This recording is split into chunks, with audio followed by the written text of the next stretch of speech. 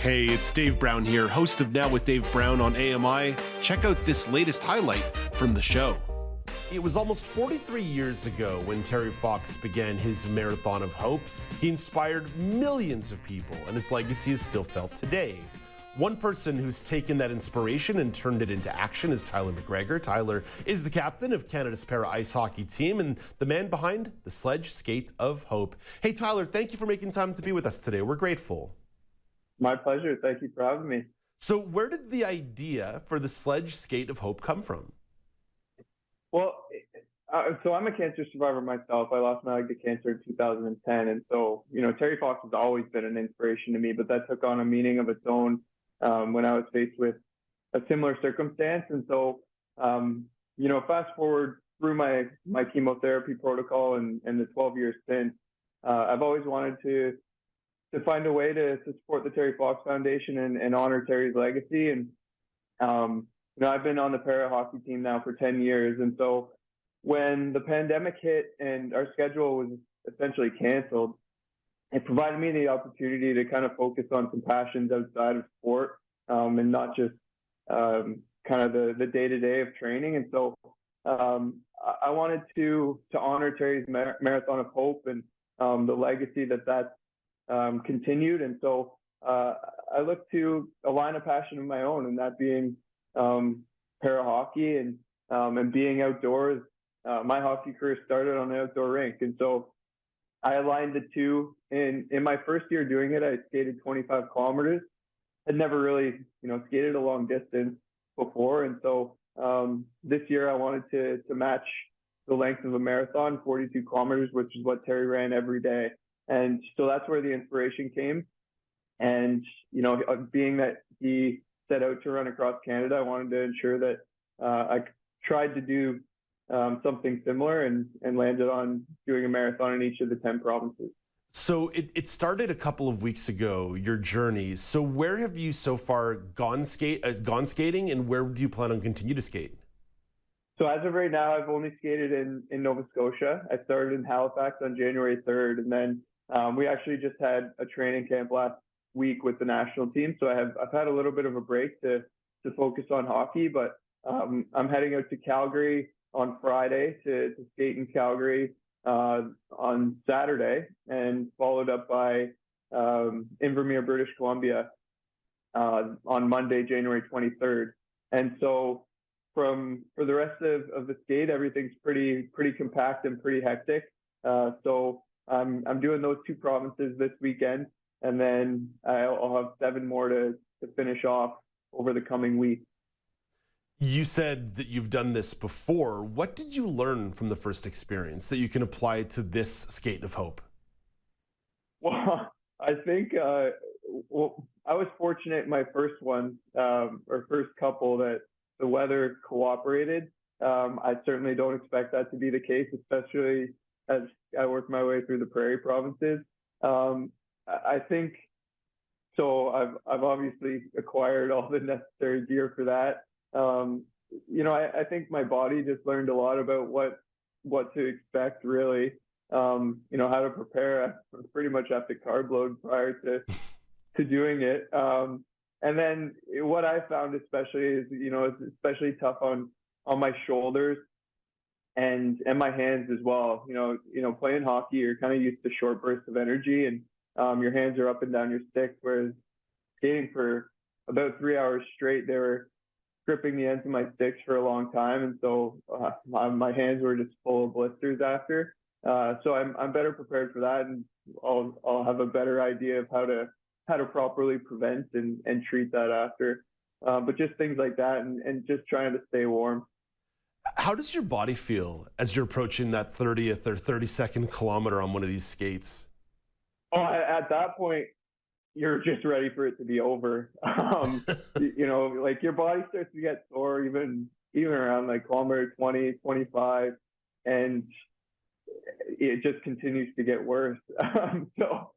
So I think at that point the end's in sight, but you're pretty tired, pretty sore, and so you're kind of just trying to grind through the last 15 or so, or 10, 12 or so kilometers.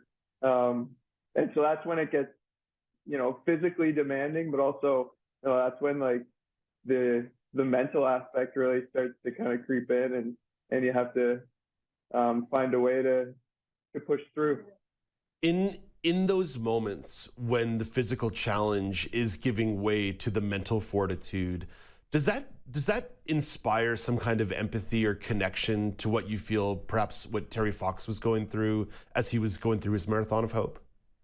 Absolutely. And, I've experienced that both times, just, kind of in the moment reflecting on what he was able to do. And, like I just talked about like how difficult it was at moments. And I just found myself thinking and reflecting about, he did that every single day for however many days, ran over 2,500 kilometers on a prosthetic leg in 1980, when the technology was nowhere near what I have or we have today, all while not really knowing that he was still dealing with cancer. And so, amongst and within that as well, I'm seeing these photos circling through here.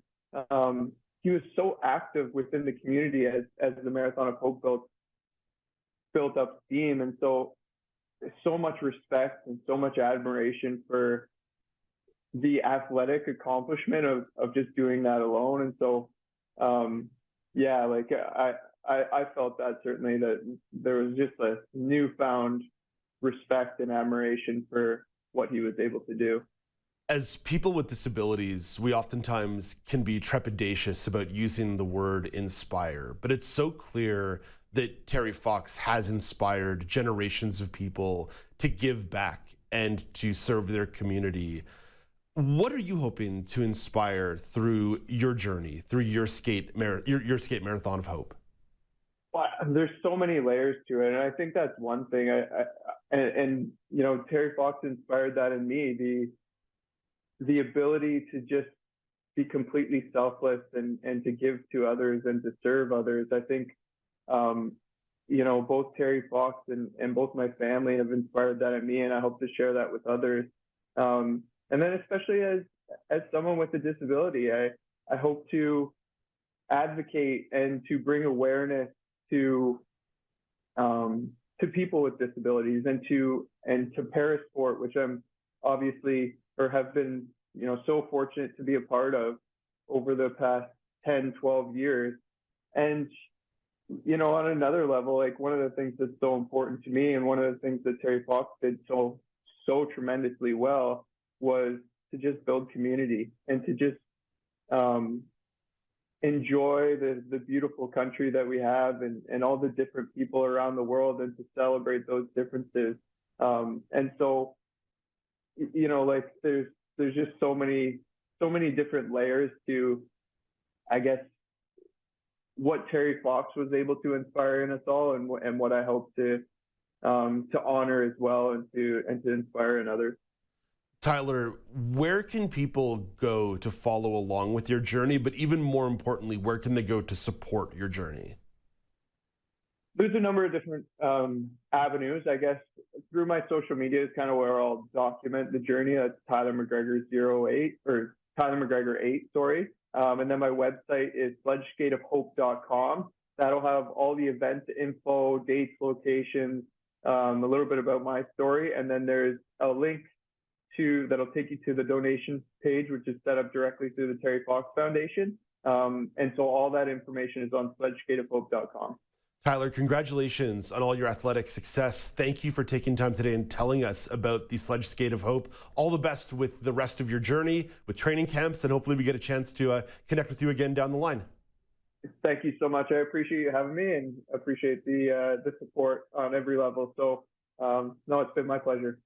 That's Tyler McGregor, the captain of Canada's para ice hockey team, telling you about the Sledge Skate of Hope. Do you want to dive into more conversations like this? Watch Now with Dave Brown weekdays at 9 a.m. Eastern on AMI.TV, or download the podcasts wherever you listen.